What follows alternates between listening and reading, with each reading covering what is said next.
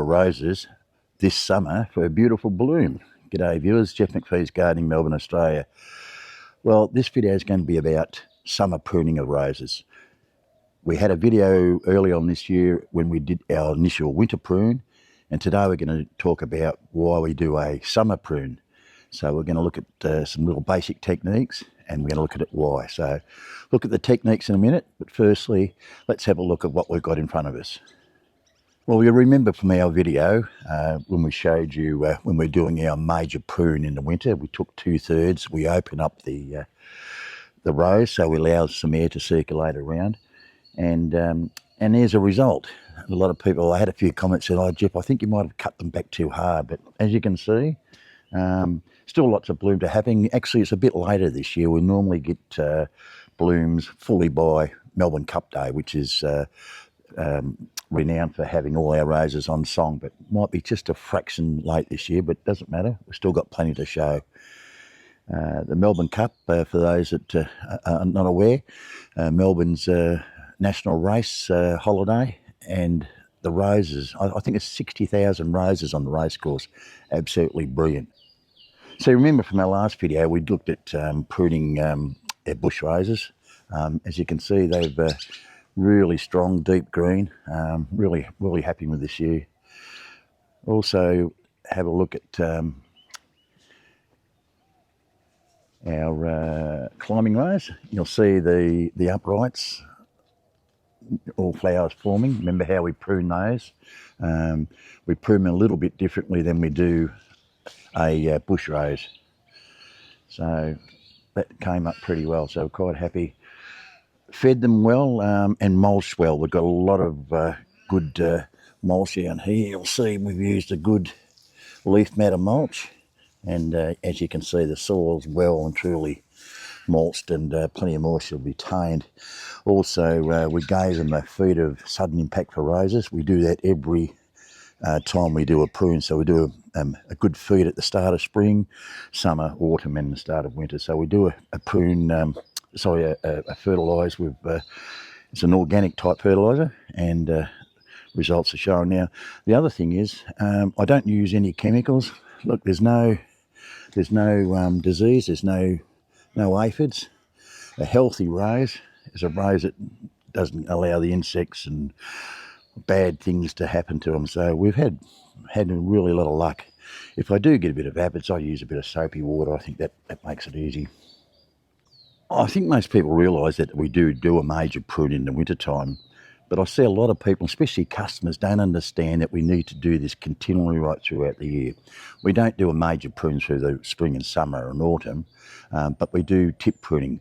The reason is, if we don't do any pruning through the summer, our roses are going to end up leggy, and they're going to end up weaker flowers, and we're not promoting any new growth. The idea of tip pruning through the spring and summer and autumn is to promote new growth. And on new growth, we're going to get some nice healthy flowers. And it'll also stop them from getting too leggy. And how often do you see the roses that haven't been pruned, and they'll get that little ball at the end and nothing happens? It's just absolutely looks terrible. So for contractors out there to maintaining lawns, educate your clients to prune on a regular basis. And if you are a home gardener, so important, and it's not difficult. I'll show you in a minute how to do it. It's not a difficult process, but it's an essential process. Okay, so when we're doing pruning, it's very important to have a good quality pair of secateurs. Felco's number 2 I use, but look, there's different brands and there's different types. Get something that suits you, that you feel comfortable with. It's important to keep them sharp, and the most important thing is to keep them clean. Now, if you're a contractor going from property to property, make sure you disinfect the secateurs between jobs, because you don't want to carry diseases from one property to the next property. Some say do it from rose to rose. Well, I know my roses are really in good nick, so I just use the same. I don't need to disinfect them, but when I finish, I'll disinfect. Then I'll go on to the next property, do the rose pruning, do the same. Keep them sharpened. You might use a whetstone, you might need a Dremel, but keep them sharp. clean cuts are essential, because if the cut's not clean and it burrs the stem, you're going to find some disease that are going to creep in. So it's important to use sharp secateurs. So our summer spring cuts involve two cuts. One is the header cut, which will take the stem down to a nice height. And the second one is the thinning cut, where we might want to open it up. We might want to cut out any dead wood. We might want to get any suckers that'll come from the bottom. Got to do some weeding there, Jeff. And, you know, any opening up to allow the air to circulate. So the first one's a header cut, the header cut. So that it's easy for you to say. What this is we'll take the stem to an outward bud, and where there's 5 leaves. So we've got 1, 2, 3, 4, 5. 5 leaves, and we'll take the cut on an angle,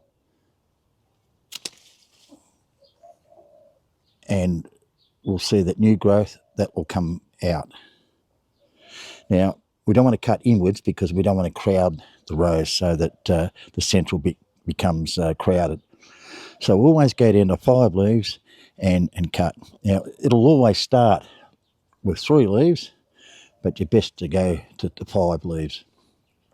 If it's long and leggy, like some of these are long and leggy, I might even go down halfway, because if I go down to the first 5, I'll then have a new shoot, and the trouble is the bush will become leggy, become top heavy. So sometimes I tend to come down halfway to a 5-leaf node and cut outward bud, and that'll reduce the size of the rows, and it'll give it make it more compact.